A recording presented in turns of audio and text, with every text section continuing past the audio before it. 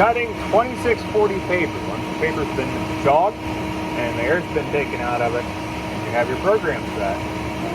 This particular program is a little odd because we start off with a thin stack of paper, maybe an inch tall. Take off the first cut. Take off the second cut. Now we're going to stack them because we want them all even. We're going to stack this one. We're going to stack our first one back on.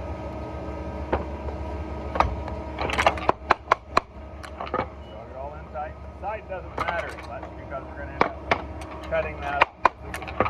Again, this is 2640 to our 6-pager paper, which is 13 1/4 by 25 1/2. To get the cutter to go back to the next position, we're going to press the equal sign twice. That will move the backstop into position.